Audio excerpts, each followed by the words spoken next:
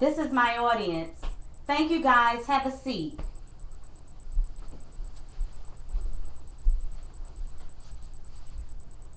Good afternoon, everyone. Thanks for joining me. How many of you here today would rather spread some joy than to spread some germs? Good. I see that everyone has raised their hand. My name is Jamie Young, and my sole purpose for speaking here today is to make each and every one of you aware of the number one technique that has been developed in the prevention of the spreading of harmful germs that lead to infections. Believe it or not, something as simple as hand washing is the most effective means for fighting the spread of infection from one person to another. That's right, hand washing.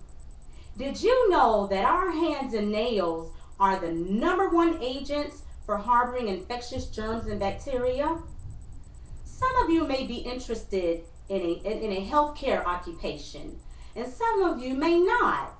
But regardless of what field of work you choose to do, hand washing is a technique that should be practiced by everyone, everywhere, because germs don't care where they spread. And being that I've been employed in a hospital for over 23 years, I've learned to perform the hand washing technique as if it were the back of my hand. And for that reason, I am going to share with you the proper procedure for hand washing. The first step is to make sure that you have all necessary supplies at the side of the sink, such as an adequate amount of soap, paper towels, and an orange cuticle stick or a brush that may be used for removing debris from under the fingernails if necessary. And always be certain that a wastebasket is nearby. If you have gathered all your supplies, then you are now ready to begin the hand washing technique.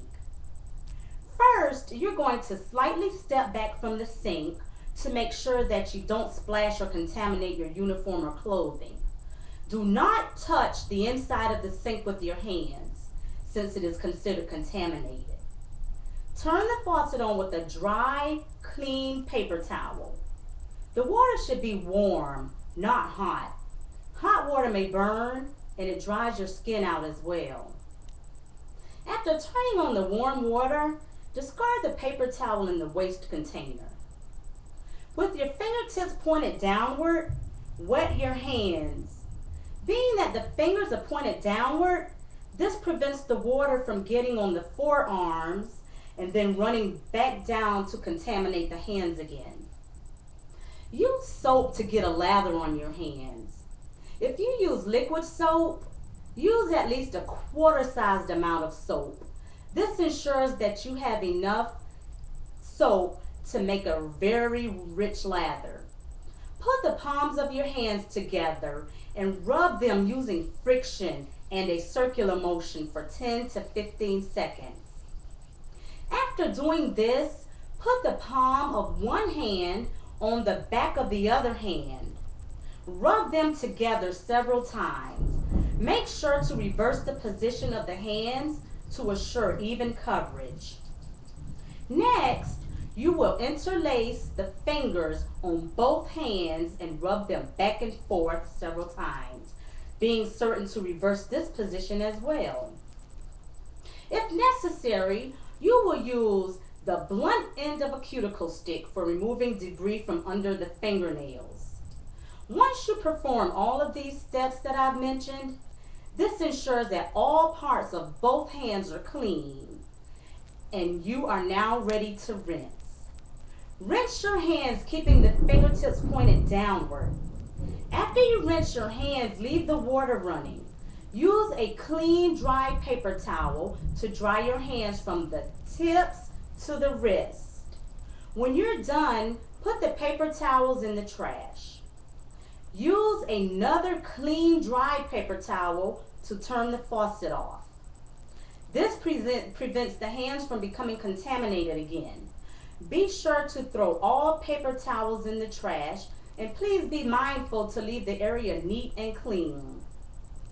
Although it is important to know how to perform the hand washing technique, it is just as important to know when.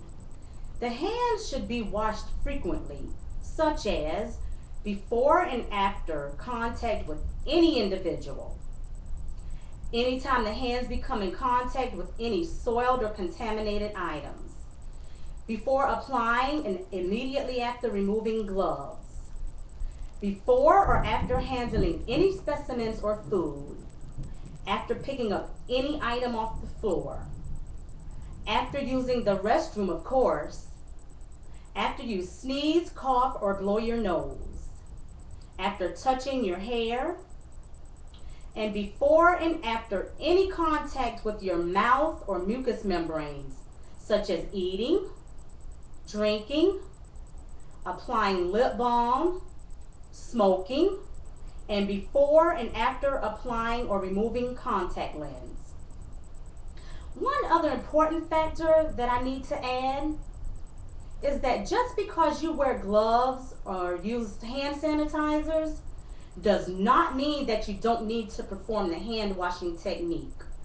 Gloves and sanitizers do not take the place of hand washing.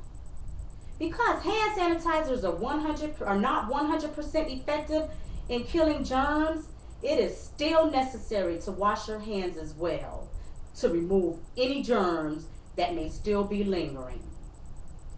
There is no better time than today to start practicing the proper hand washing technique, especially now that everyone is aware of how and when to wash their hands.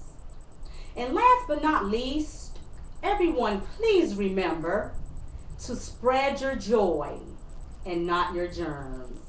Thank you.